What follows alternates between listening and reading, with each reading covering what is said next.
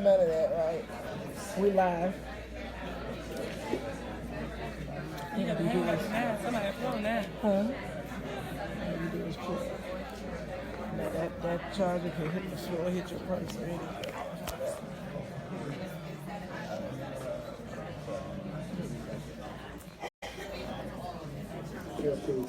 Testing.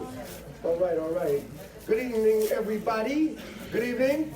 Good evening. If your mouth is not too full of that fine food you're eating, say good evening. Good evening. All right. How was the food, everybody? Everybody like the food? Just say yes. Yes. Yes. Yes. Our chef back there is Chef Eduardo. Chef, can you turn around and wave your hand to everybody?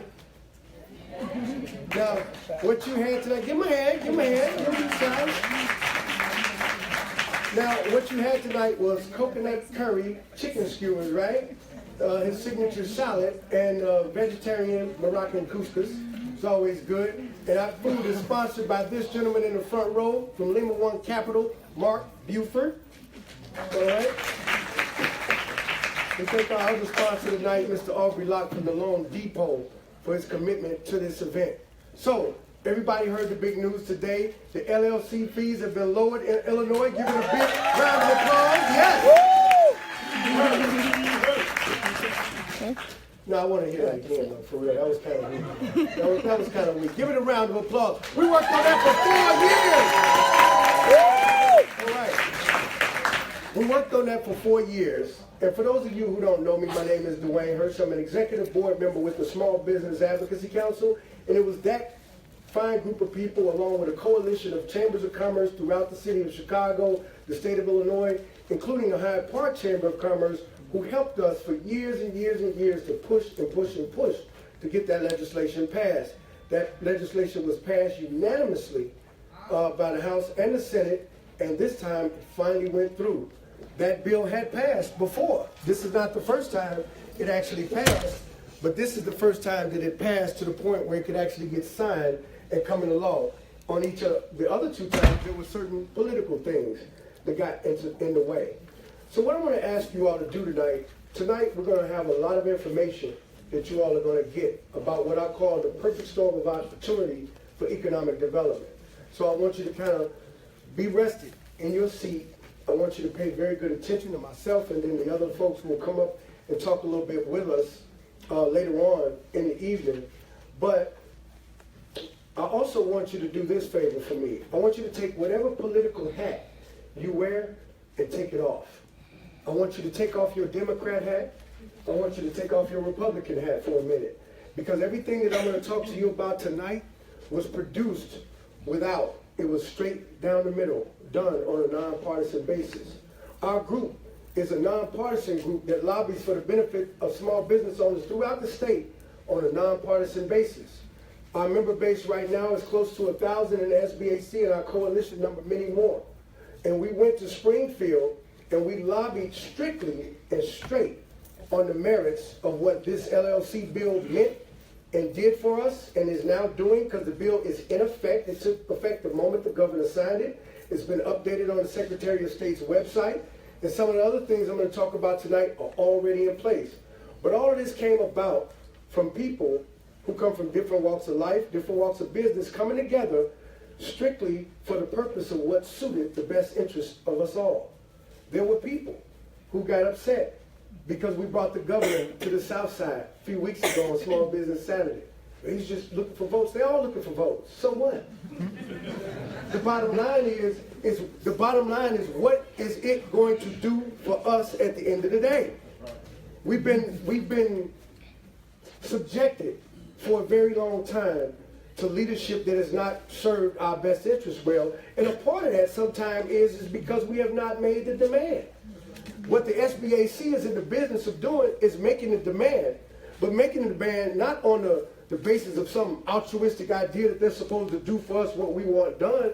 We go and we present on the merits of what counts and why we don't need to have the highest LLC fees in the country when people are leaving our state in droves and businesses are leaving our state in droves. That's not what we needed. So it's only through a nonpartisan effort that we were able to do that. And at some point, if our community can start to strip itself from its left leaning to the Democratic Party all the time, we might be able to get more done. And tonight I intend to tell you a little bit about how. It's a lot of power. If we were in this room right now and we called any legislator in this room, and just imagine that for a moment, they have no idea who any of us are going to vote for. When they come into that room, it's not talking points and bullet points they're going over with you. They're trying to feel the room out, see who the friendly faces are. But at the end of the day, they have to come correct. I'm fortunate enough to have been in that room on this discussion with LLC filing fees.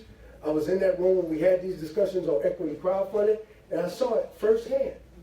So I know what I'm talking about when it comes to that. I'm not the most experienced person in Springfield. There's a lot of people that have been down there and doing that longer than I have. But what I know is that you take a lot of power away, you give a lot of power to a politician when you walk in the room asking for something and he already knows where your vote lies. He already knows that whether he tells you yes or no, he still got your vote. So what I'm also going to tell you tonight is that it's not about just voting. Sometimes it's about where your dollars go. Because our political leaders get faced with these circumstances wherein they're getting all of their donor dollars from one side of an equation, but then all of the votes are coming from the other side. So when those demands start to stretch them out evenly at the same time, where is their attention going to go? To the money or the vote? Anybody? Thank you. It's always going to go to the dollars. So I'm going to venture to say that our political strategy up to this point has been wrong. And that our political strategy needs to be preceded by an economic strategy that puts you in position to force them to listen, because now they're dealing with people who hold a stake, who hold money, and who now can hold sway over other members of that community. But if you own nothing, if you have nothing, who can you influence? If you can't influence the vote of your neighbor, if you got nothing, you don't own a business in the community, you can't tell them not to vote for the guy that's been there for 20 years. You can't tell them not to vote for that incumbent state representative that's been there for 30 years. For what? What do you got? What are you doing? That's what they're going to want to know. So, with that being said, tonight, we're going to talk about this perfect storm. Today, that LLC bill was passed. And so what that means to me, and what it meant to me then and now, is that any of us who want to go and file a business, not just the upwardly mobile ones of us in this room, but those who are on the outside of this room that are in the hood having a dream, can now do that at a much lower barrier of entry. And they can start to operate the model. And because we now have a funding tool together, now when they come up with an idea, they don't any longer have to say that's not possible, because the SBAC made it possible. And that's what we're going to talk about tonight. All right.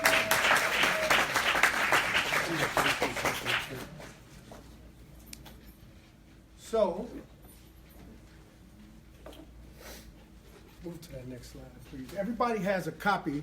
If you don't, I'm sorry if you didn't get one, of this right here.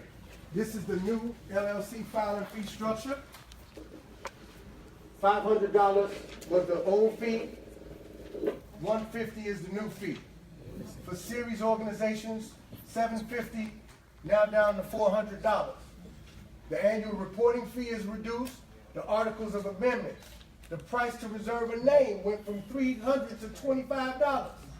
Register a name from $300 to $50. Renew your name registration is now only $50. And your application for reinstatement went from $500 down to $200. So, again.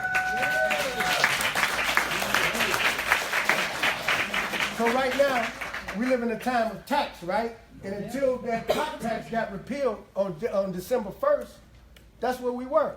They taxing you for bags, for water, for cable. Now Uber ride taxes going up, your cable TV, your garbage, everything you got is going up. And finally, we got something that came down. So I'm going to just give you a little idea of how the LLC bill will help you. The first thing is this. I've been doing networking events for 9 years straight now. Done hundreds of them. We were in the West Loop in Red Kiva. We were in the South Loop before that. And I met thousands, tens of thousands of folks that either had business or wanted to own a business. But what I noticed along the way, the same issues that I had sometimes. I had a great idea, but I just didn't have any money. That $500 was everything. And if I spend that $500 to get it, matter of fact, I'm not even going to spend that. I'm just going to come in the door sideways and start doing business. I get an EIN number on the IRS website. I can use that, go get a bank account. Now I'm up and running. I ain't even worried about this yet, because that 500 is still tight until a few of y'all come and do business with me, right? So now it's affordable. Now I can do that, right? Now what about some of you in here have ideas that may not materialize for another year or two, right? Not only are you starting your business with the proper structure, but now you have an opportunity at a low cost to impact your own intellectual property future, right? So have you ever gone in there and searched for a name and the name was gone? So now you want to find a way to spell it funny and do this and try to make it where you can get it? Well, now if you got that idea in advance, well in advance, you can do that. And now you can maintain that LLC for years at a rate of only $75 a year and hold it until you get to the point where you want to do something. With technology people, this is very important because they deal with these patents and these issues for things that may not become a reality for several years down the road. Positioning your concept. Now, any of you who have ever applied for a corporate loan, you see these things folks will send you out. I got a couple of them that I deal with. Amari has some that he works with too. They do loans for you, for your LLCs, your corporate loans. You can use your LLC to buy real estate as well. But in a lot of cases, they want that seasoning period, that 2 years of seasoning. Now, if you were not using your corporation that much, and you paid $500 for it, and the renewal fee is $250 a year, and now it always comes at the wrong time, the car note is due. What are you going to do? You're going to pay the car note, and guess what? There's another person, believe it or not, I know a family of people that used to do this 10 years ago, and they were doing it at the high fees. They would sit up and watch the Secretary of State site all day and watch when your corporation dissolved because you didn't renew it, they would buy it. And as soon as you come back for it, they're going to charge you for it. It's like a web, or like a domain name. You have to think about that the same way. It is a piece of intellectual property. So you think about that. So today, tomorrow, tomorrow, when you go out there, if you got that idea in your mind and you can afford to do it, secure it. Secure your business, secure that name, and then in doing that, kind of give yourself some inspiration to get going and keep it moving. And I always say that you can use the difference in that money, where now you can get a graphic artist to do a logo for you, or you can hire somebody like Kiana Barber or Red Level to do business cards. You can hire Melanie to come out and maybe take some pictures of you, or another guy to do a headshot of you. You can afford to do that now because now you didn't spend all your money on that fee.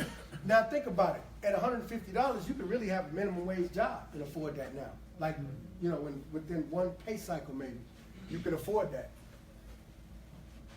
Business cards, flyers, anything else that you need. LLC structures, series LLC structures right now. For those who don't know about series LLCs, and I'm not an attorney, by the way, and I'm not offering anyone any legal advice at any part of this presentation. But if you have a series LLC structure, that was created as an asset protection structure for those who have more than one thing, if you will, going on inside the tree of your businesses. So a lot of you will want to use that, but at $750, whew, man, come on, that's my rent. You know, that's a much tougher deal to do. So now you can get that for just $400. And that's what this whole thing was about. And that's why, believe it or not, it's a big group of people in a whole different side of the town rah-rahing like crazy. They were at the press conference this morning when the governor signed. They're very excited about this. Because when you got big ideas like that, somebody sent me a message the other day. They said on Friday he's going down to do at least 5. He's securing the space for his ideas and sitting them still so nobody else can capture that. That is very, very important. So now, you own an LLC now. You got a business and you're ready to get up and running. You'll hear anybody that talks about the situation in Chicago and they'll talk about disinvestment, lack of resources, all of these different things. It's almost like talking points for a politician. You hear the same thing all the time, right?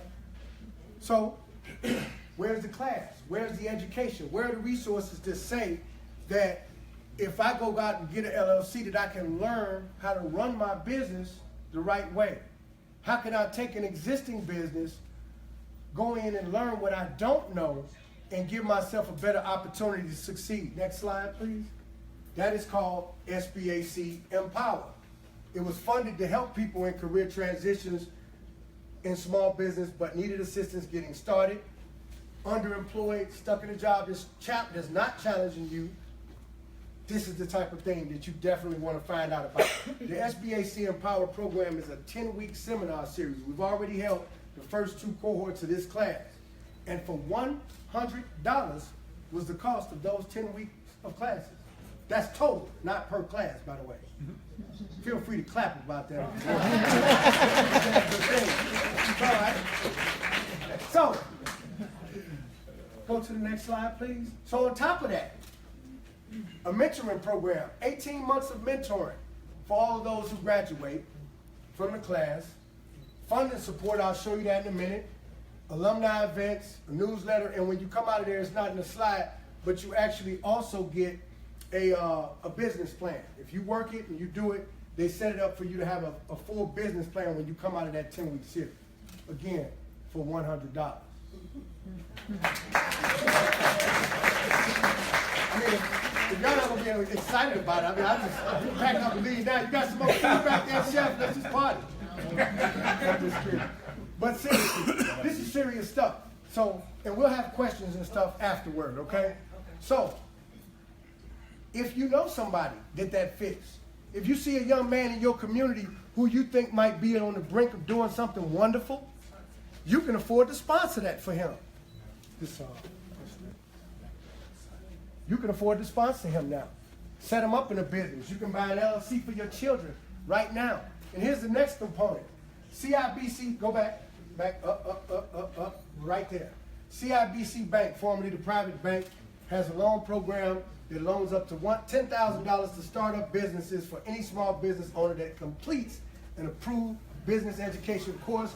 And the SBAC Empower course we just added to that series. All right. To make it easy as possible, no collateral on the loan is needed. All you need is a 620's credit score. Oh no. 620. We got any credit repair people in the house.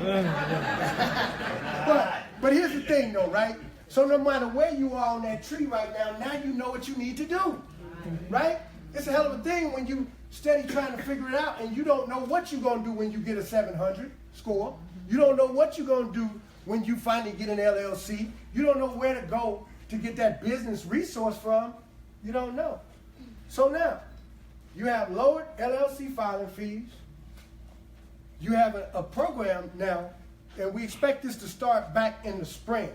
Anybody that is interested in that, I suggest you pass your information to me or to Ryan Tolley, and we'll keep that. I'm on the board of SBAC Empower also. It is a separate entity from the SBAC proper, but it's an educational resource that we expect to expand and do a whole lot more with. We have business owners from all walks of life who come in and teach these courses, and we have business owners from all walks of life who come in to be students in that course. But now what we're doing is we're taking away your angles of exit, right? There is no escape. So I don't want to hear anybody in this room particularly saying after tonight, we don't have resources. You know where they are. And if you hear somebody else say that, tag me. Send them to me. Send them to the SBAC, because these resources are being generated for you by people who don't know you personally, but it's built on the framework of that common interest, see? So that common interest has a way of helping everybody. They don't have to get up there and say that this is for the south side of Chicago. You can read this and tell that it works on the south side of Chicago. They don't have to tell anyone. It came from a member of our policy committee in a conversation talking about what we need. This is why your inclusion in the SBAC is important, because you have ideas that can produce that type of result. We have a policy committee where you get to come exchange those ideas, talk about it, and if you want to bring it to the table and it's viable, it's something that we can get behind, then we go forward with it. But that's how it happened. So the lawmakers and the governor took 1,000 pictures today, and that's a good thing that they passed it, but it was not their idea. So the point I'm making is that nobody you voted for came up with that idea. Because they're not thinking that way for you. And the reason they're not is because those that are leading us are focusing you on victimhood. They're focusing you on what they should be giving us in resources versus what we can be doing for ourselves. And that's going to bring me to the next point of my conversation. Equity crowdfunding. Down to a couple of years ago, go back up to the next one. A couple of years ago, we got this law passed for equity crowdfunding. It passed somewhat unceremoniously because as a concept, it just got introduced on the spectrum around the United States.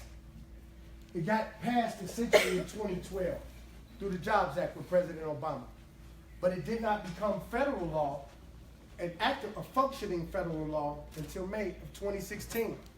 We got the bill passed to do it on an interstate level in Illinois.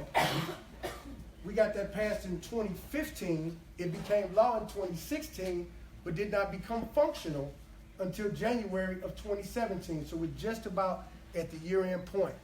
So what I want you to think about tonight, with all your politics aside, is to remember this. You're at the beginning of something very special.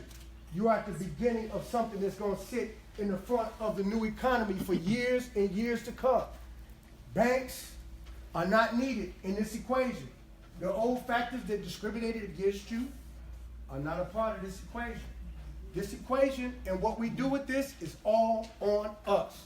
So when you leave here tonight, I want you to leave here knowing that you were told that this was coming. And it's not because I'm looking for credit for it or the SBAC is looking for credit for it, but that's the job, that's the assignment I took on when I did this. This is a volunteer army.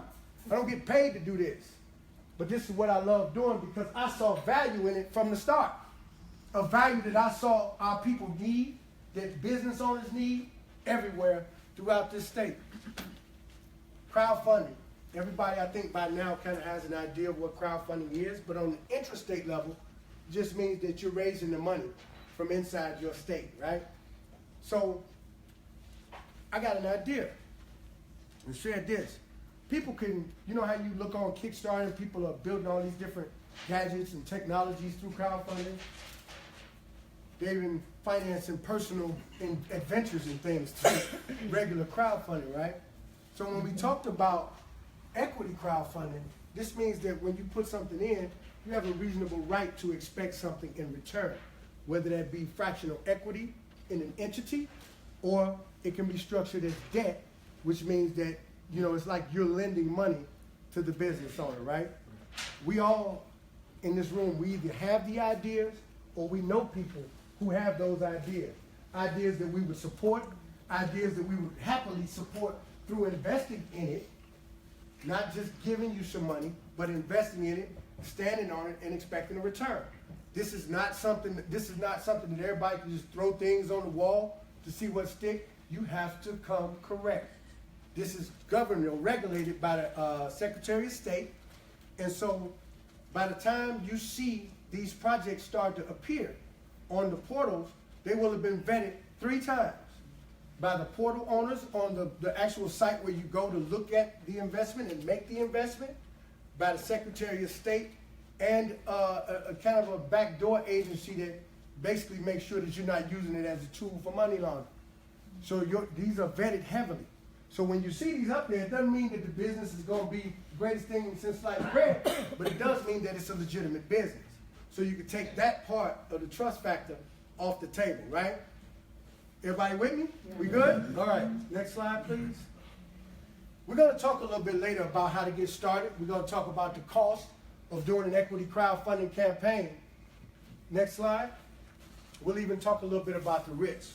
One of the things I saw in this, I started to look at this through study and figuring out how it resolves some of our greatest impediments to sustaining businesses in our community. Access to capital was one of those, and because it's a fundraising tool, it kind of solves that for us. But when I asked other people what these impediments were, one big thing people said was community support. You know, you build a business, you open a little store, people don't come out and support you, right? Well, I'll tell you how equity crowdfunding resolves that. is through what we call hyper-local equity crowdfunding. When you raise the money from within a community, you know, if you're raising 100% of the money, but 20 to 30, 40, 50% of that money is being raised from within a radius of a support radius of your business. If you put $1,000 into Forever Yogurt, right? Where you gonna buy your yogurt at? Right? It's just, now, here's the idea though. Here's the difference. Here's what makes him number one. Because he offered you an opportunity to own what you buy where others did not. Even if their yogurt might taste better. He offered you an opportunity to own a piece of what he was doing, so that essentially every dollar you spend, you got some of that money coming back to you. And believe it or not, that's going to be becoming a very important part of the American economy over the next several years. It's already taking place in a lot of different areas, not just technology. Go to the next slide. Customer service. They said we got bad customer service. But here's the idea. You started your business on the right accord. You went through business workshops, and you learned the importance of customer service to a business owner. So now, when you go and you raise money through equity crowdfunding, you have line items for customer service training there. So when you start that business, when you open the doors, you open with a trained staff of people. You not hurry up, open up the doors quick so we can start making some money, and everybody in there, nobody knows what they're doing, it's kind of unclear. No. This allows us to take our time and do business the right way. So when it says the store opens at 9, they're in there at 8:55 getting it ready. You can see them in there, they're there. You're not beating the business owner to the door. You're not coming into the store and it's dirty. You're not having people treat you with an attitude because they're not happy with where they are. Hell, they might even be invested in the business now and have an even better incentive to treat you right. Also, the owner of the business can have a sense of entitlement. He can feel like, you gotta come here and shop with me. But how does that change when anybody and everybody that walks in that door is essentially an owner or could be an owner in the business? How does he have to treat you when he don't know? He don't know you just put $2,000 into his business. Is he more likely to treat you properly? Does he have to build his business on a framework of correct engagement with you? Yes, he does. And then security. Obviously, that's an issue in Chicago.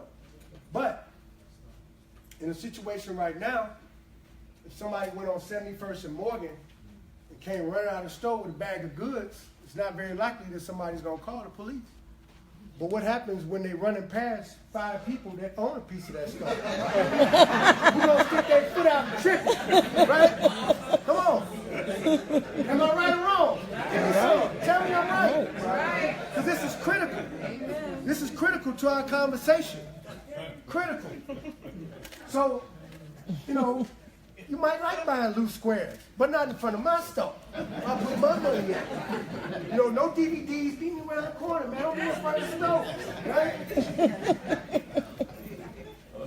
But then we have this other issue, this very important one, called what I call reverse municipal engagement, the black hand effect. If you ever saw The Godfather, you saw the black hand, right? And what did he do when he found out that it was a young man in his community getting money who had not came and kissed his ring?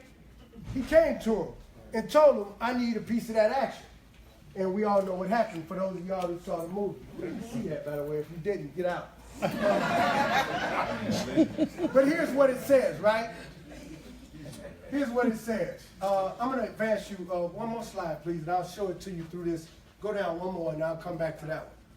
Well, no, go back there. I'll start there, but I want you to keep your mind on reverse municipal engagement. Now, how much money can you raise? Through interstate equity crowdfunding laws that we set up here, which were a hybrid of Michigan, Indiana, and Wisconsin laws. All of them had it before us. In fact, it's probably active in 30, 40 states right now on an interstate level. Call your friends in any other state and ask any of them how they heard of it, and I'll guarantee you 90% of them will tell you no. You can raise up to $1 million per year for your business without having CPA audited financials. Wow. Start up with a dream, a technology product, a unicorn that we can all get down with. You can raise $1 million for that. A car lot, a restaurant, a big, complex of things, strip malls. up to $4 million a year if you got audited financials. This is good for existing businesses where your books, your numbers are already set, it's strong. Now you want to buy 5 more franchises, bro, we got you. Because we can raise that kind of money now, right? How much can each individual invest? Anybody in this room, most of us, if you're, and don't be offended if you are an accredited investor, but I would venture to say that most of us in this room are not accredited investors, which are people that have a net worth of $1 million or $250,000 or more in annual income. If you fit that description, meet me outside when this is over. Right. Like we don't have a meeting tonight, for real. But for those of you who don't, you can invest from $100 to $5,000 per project per year. Now, that means if I got a project to bring to the table, you can invest up to $5,000 with me each year that I decide to raise money. But I got 6 people here on the front row who all got businesses. And you got $10,000 at your disposal, $5,000 at your disposal that you can put. Now you can diversify that money to each one of these business owners as long as you find viability in what they do. And now you will own a diversified portfolio of businesses in your own community. You've never had that opportunity before. You can clap for that. Yeah. You've never had that opportunity. And here's the funny part. When now that you have the opportunity, nobody's talking about it. Right. There's no limit to what an accredited investor can put in your project. And I'll tell you in a minute where that really comes into play at. So it's going to allow for you to diversify your investment. It's going to open the door for strategic partnerships that I'll talk about in a minute. And it's given through equity and debt offerings. So you as a crowd, all of y'all could lend money to my business at a projected rate of return over a prescribed amount of time, same way the bank lends you money, right? You become the bank now. This is happening, and it's happening all over the United States, and it's happening all over Europe, been going on in Europe for a very long time. But I want y'all to really think about why when the alderman and the state representative who passed this law get in front of a camera talking about what's going on in the community, they do not mention anything that tells you how to get out of the trap yourself. They're not. Next slide, please. This is a rough map of Auburn Gresham. And I'm kind of partial to this community because I grew up over this way, and I went to Simeon. And this community, come on now. Come on now. This community, I got a lot of friends and family over here, but I want you guys to just think of these blocks. 71st Street, 76th Street, all the way down to 79th Street here, right? Now, if you go and you start opening a restaurant, the community invests in a restaurant. It could be even a small restaurant. It could be Chef Eduardo's restaurant. We bring the yoga shop over there. We bring the cafe over there. We got a community invested laundry and dry cleaners now where we're taking that business away from other people who have owned these businesses historically and put them back under our control with our money. Come on. Now, if you do that, you've done that without using any banks, you haven't used TIF money, any of that, and you haven't even, all you did was just let the alderman know what you were doing. Now, when you do that, what does he have to do now? He's black hair now. Hey, wait, what the hell's going on? Everybody's building these businesses in my community. I don't know what the heck, how does this happen? What did somebody do? Did somebody pass out some TIF money I don't know about? No, we took advantage of what was available to us to do for ourselves, and now you got to come and pay respect to it. That's right. You have to. This is the footprint of what they call the Bronzeville Parade of Homes. Some of you have seen this on the news recently. They're building a lot of houses over here. They got black developers and contractors working on them. It's great. But from, where we at? From 39th to 45th, from Indiana to Calumet, there are 42 homes being built. These homes, honestly, going to be priced between $500,000 and $600,000 range. Now, some people say, well, who's going to buy those? That's gentrification and so on. A lot of us can afford to do that. We can't. So let's be clear about that. That's number one. I'm in the real estate business. I see it every day. If you need a house, call me. Now, say you want to leave. But here's what happens, right? Let's just say the boogeyman is on his way to take our neighborhood. Fine. Here's what's happening. Go to the next slide. This is a satellite view of a fraction of that area. And what you see right here is 43rd Street, Calumet, Prairie, in Indiana. And what do you see up here? Vacant lots. Yep. That you can purchase using equity crowdfunding. Now, what do you have here? You got a whole strip of vacant land, the Forum Theater, where Bernard Lloyd is going to be doing another equity crowdfunding to bring that theater back to life. Because here's the idea. You got 42 families that can afford a $600,000 house. Just based on what a loan officer told me about that, that's $8 to $10 million a year in income coming into that small corridor of a community. But where they going to go to the theater at? Where are they going to clean their clothes at? Get their hair done at? What cafe are they going to? That's yours to build. Because it's still there. And it's vacant. And we got the tool now that allows us to do that. So you may not like the fact that the homes are there, but how about we benefit from what we can't control? Right? This is about strategy. This is not about a bunch of Facebook yapping and calling people sellouts and cool. This is about business. What this is about. Business. You got this building right here is an office building that's for sale. It's for sale. You got offices on the first floor, apartments upstairs. Nobody's bought that building, been listed for at least 6, 7, 8 months. The land over here is still undeveloped. See, but you walk by and you think, oh, they already got that. If you want to know what they're doing, call me. And I'm there. I'll tell you what to do with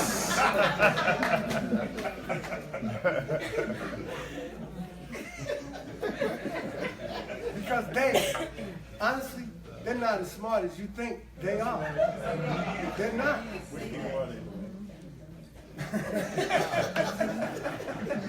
Please get this guy out of here. But think about it, right? So in this area, you got a beautiful new theater. It's got about 4 storefronts right here that sit at the green line.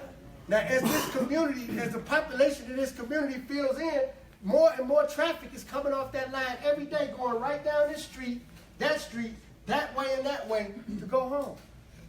You got Hadia Pendleton Park over here, that beautiful park they did. Mm-hmm. You got Mariano's up that way. All of the elements are there. What are we afraid of? See, people ask you this question, but sometimes we don't know the answer. What would you do if money was no object? If the money you needed to do it was no object? That's really the time you're living in. It's only an object if you decide to make it one. If you can't put it together in a way where the public can consume it, benefit, generate it, present it with the merits of what it is, and make them see what you have. That's the only way it's an object now. So whatever your business is, if you got an insurance company and you're doing a couple $100,000 in revenues a year, right, brother? You know, you got an insurance company, you're doing that, you want to expand, you want to build your office so you can take on more agents and offer more opportunity. That's what you do. You let us all get a piece of the action. We all want to get our beaks wet, right? But then we want that effect. If you went through there and we used that, just plug that little thing back in on the side, we use that effect to draw the politicians back to the table. And this is what we're doing now. So now they got to honor that. So if I walk into an alderman's office and present a plan like this to them for your benefit, how they going to tell me no? They can't, because I'm really not asking them for nothing. I'm just really coming to show you respect by telling you what's going on. You don't need their permission to buy a piece of real estate. You don't need their encouragement. You don't need anything from them really other than what you're trying to get on the slick. I don't care about TIF money or any of that. Yeah, it's your tax dollars, and yes, you have a right to it. But once you decide that they're not going to give it to you, but you want to hold up the mirror to them and show them the error of their ways, just keep in mind that a vampire cannot see his own reflection. those who suck the blood out of our community will never see their reflection when you hold up the mirror of accountability to them. They're not going to see that. And they're not going to act. You're going to be holding it up and they're going to be sitting there like, what? You know why? Because you ain't putting no money in the equation. You don't have a silver bullet for him, or you don't have a wooden stake that you planting in the ground to build something. You ain't building nothing. You ain't holding a wooden stake to stab it with. This is your wooden stake, people. This is that. Go down, please. Now, these are a few examples of some businesses that have gotten done through this type of platform. These were not interstate projects in Illinois. It's just to show you an example of something from a numbers perspective. A place called Republic Restoratives raised $300,000 from 628 investors at an average of $447 a person. It's a small batch distillery and craft cocktail bar in Washington, D.C. The grilled cheese truck, how many people got friends in old food trucks? They raised $198,000 from 331 people at an average of $598 a person. Plant Power Fast Food, vegan fast food restaurant, right? Good idea, like Native Food. They raised almost $400,000 from 496 people, $800 a person. Now, if you made that cumulative, that's over $895,000 raised by 1,400 people at an average of $615 a person. Now, can you tell me that can't be done? Anybody? That can be done year after year, month after month, and to be honest with you, week after week. That spending power that they talk about we have, it's real. But it even gets more real when you break it down to these simplest terms like this, right? So if we all can do it together, I don't need to take up all the weight. I don't need to work 5 years to build up enough money to do something that I can encourage and bring you all to the table at now. Do I? That's right. Next slide, please. Now, there's a couple more things to consider. It gives the community the skin in the game you need to get involved in real conversations. Celebrities, athletes, we talk about what they don't do for our community. But I want to tell you from experience that whether you're talking about an athlete like a Scottie Pippen or Derrick Rose or an entertainer like Common or Jay-Z or any of them, when people come to them to talk about what they want them to invest in, they're asking them for everything. I need $5 million and I want you to give me $5 million. I want you to give it all to me. You go in, forget the fact that the agent controls the money, right? Anyway, for sports players anyway.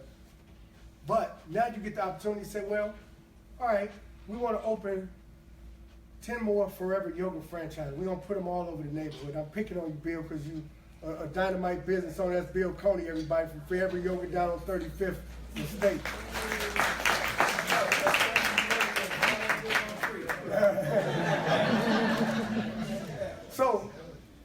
So if we went to them and said that, though, we could say, well, we're going to bring $4 million to the table from the community. Now when him, his agent, his financial advisor, whoever looks at it, and then you throw those other concepts that we talked about before into the table about community support, has a good look, it's good for his image, he's invested with the community, he's taking pictures with everybody. Now it makes sense, doesn't it? Because it ain't all his money now. He becomes a partner. A corporation can be a partner with you the same way.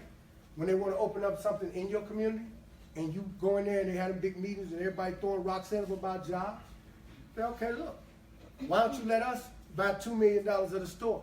Even if you did it as debt, we want a piece of what you're bringing to our community. And we have a legal means by which to do it. We're not just woofing. It's a plan now. Franchise opportunities. Once again, Forever Yoga. If you want to bring any type of franchise to the community, this is how you can finance it. If Ja Grill across the street decided that they wanted to go on a franchise model, Lighthouse Grill, Mickey's, Harold's, Uncle Remus, our finest black-owned restaurants, and thus and so and on and on. Now, you got a viable way to start to patch these businesses throughout communities, not just in Chicago, but all over the state. And there's another metric by which you can do it throughout the country. So we can build iconic brands ourselves. We can do that ourselves. Your children. When Mark Zuckerberg created Facebook, he was 18, 17, whatever. What was in his mind when he was 14? What was he thinking about? What are your children who've been living on that technology all this time, what's in their mind? How are we going to bring their greatness to the world? What are you going to do? Send them to some incubator where they go back to get financing from a VC in Silicon Valley and get discriminated against again? And if they get a deal, it's not the same deal that everybody else gets, and then you complain about that? There's an outlet for that right here. If you can build it. You sent your children to work with Emil Cambridge at Blue 1647, and they came up with a concept for apps or whatever that worked and put together a plan and worked with community capital or something to put their numbers and their money together. Now our youth have an outlet for their creativity. So you don't have to, you know, my dad was a person who lived by the idea that he always had an idea, rather. But he always felt like the money was never there. He felt like they was going to throw him out as soon as he got in the door. He grew up in a different era. He grew up in an era where you couldn't walk in a department store without people following you downtown, you know what I mean? So the idea of him going in and getting a bank loan for $20,000, $30,000 to make one of his dreams of doing what he wanted to do real was out of the question. That's not our future. We're living in an evolved world. Next slide, please. Last thing I'm going to talk about in this portion of the presentation is the job creation model. Every one of these businesses feeds a family, creates a job. An entrepreneur is really just a person who creates a job for himself. And then he goes and shares that with his friend. He might want to keep the rent roll off the bottom for that other building. So last year, a couple of people and I kind of truncated this. I'm not going to go through the whole thing. Go to the next slide. I'm just going to show you something about job creation. So we were using this as an example of how if you use equity crowdfunding in real estate, keep in mind that there are 80,000, say 80,000? 80,000. Vacant properties in Cook County. Ooh. Yeah, that includes vacant lots, land, buildings, busted up house apartments. The Cook County Land Bank is about to release another, 2,500 properties in June to the market? So what are we going to do? Don't worry about somebody else coming in your neighborhood buying property and you ain't buying it. We walking past, throwing paper down. Let's rebuild them ourselves and pick the paper up.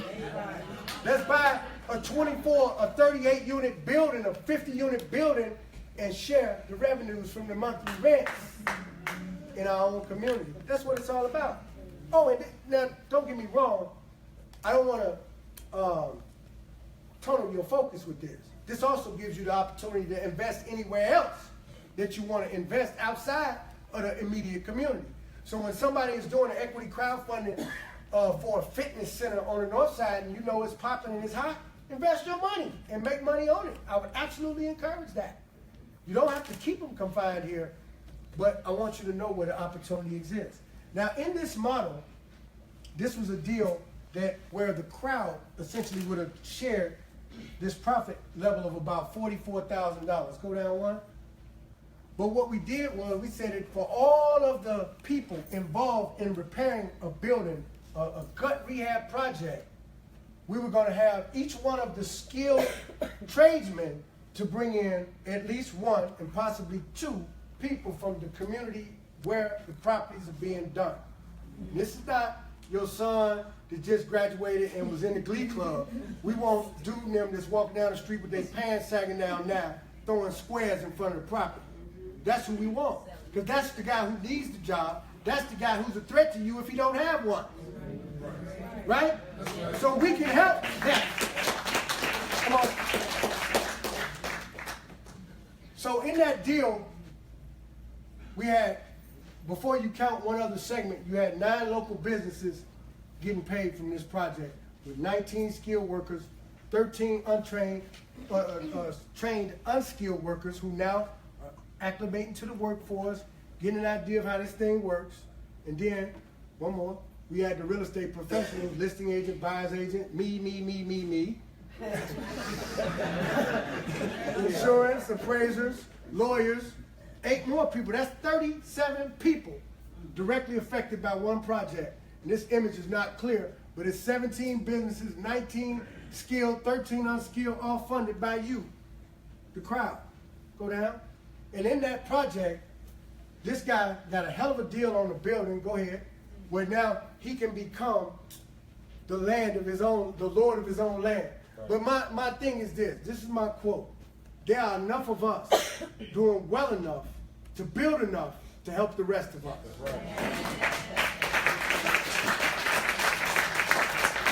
I want y'all to say that. That's right. There are enough of us Doing well enough to build enough to help the rest of us. Thank you very much. All right.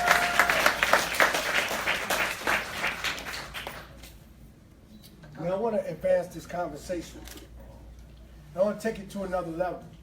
We've got now the strategy, we got the law on that level, and y'all I know y'all not happy about that new tax bill they got, but corporate taxes just went from 35% to 20%.